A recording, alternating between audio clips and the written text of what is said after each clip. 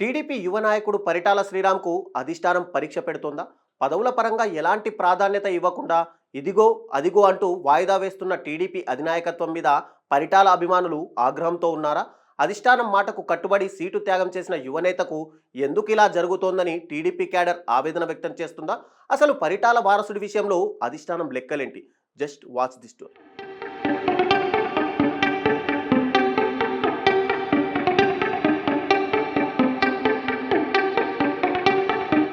అనంతపురం మాత్రమే కాకుండా రాష్ట్రంలో రాజకీయ పరిజ్ఞానం ఉన్నవారికి పరిచయమక్కలేని పేరు పరిటాల.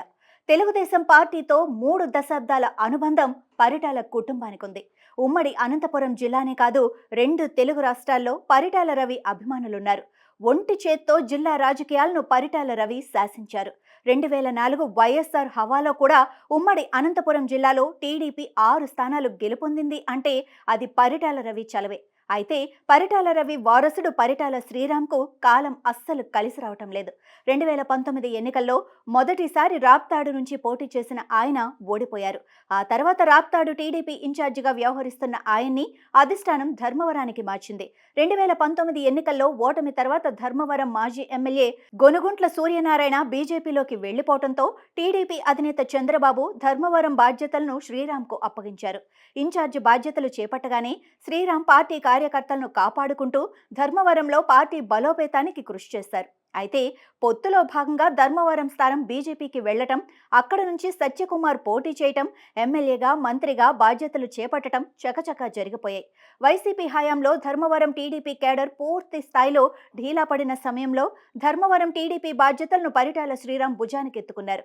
ధర్మవరంలో ఊరూరా తిరుగుతూ ముఖ్యంగా వైసీపీకి అత్యంత పట్టున్న మదిగుబ్బ, తాడిమర్రి మండలాలపై ఫోకస్ పెంచి 4 ఏళ్లలోనే ధర్మవరం టీడీపీలో మంచి ఊపు తెచ్చారు. నిజానికి ధర్మవరం ప్రాంతం టీడీపీకి ఎప్పుడూ కంచుకోటే. కానీ గతంలో ఎమ్మెల్యేగా పనిచేసిన గోనుగుంట్ల సూర్యనారాయణ అలియాస్ వరదాపురం సూరి బీజేపీలోకి జంపు కావడంతో టీడీపీ కుదేలైంది. పరిటాల కుటుంబానికి ధర్మవరం ప్రాంతం కొత్తేమీ కాదు. కానీ గత 20 ఏళ్లుగా రాప్తాడుకే పరిమితం కావడంతో ధర్మవరం ప్రాంతానికి దూరమయ్యారు. అయితే కేడర్లో పరిటాల కుటుంబానికి ఉన్న క్రేజ్ మాత్రం చెక్కు చెదరలేదు.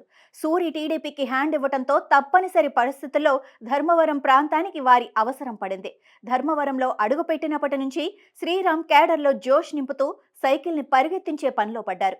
టికెట్ దక్కకపోయినా అక్కడ బీజేపీ విజయంలో పరిటాల శ్రీరామ్ కీలక పాత్ర పోషించారు. అధికారంలోకి వచ్చిన తర్వాత పరిటాల శ్రీరామ్కి రాష్ట్ర స్థాయిలో ఏదో ఒక పెద్ద పదవి వస్తుందని అభిమానులంతా ఆశించారు.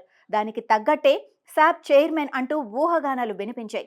ఆ తర్వాత ఎమ్మెల్సీ పదవి దక్కుతుందని పెద్ద ఎత్తున ప్రచారం సాగింది.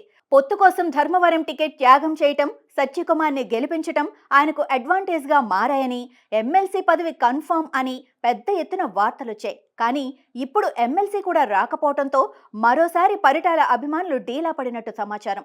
పార్టీ కోసం త్యాగం చేసిన పరిటాల శ్రీరామ్ని అధిష్టానం పరీక్షిస్తోందని, ఇంకా ఎన్నాళ్లు ఇలా ఎదురు చూడాలని టీడీపీ కార్యకర్తలు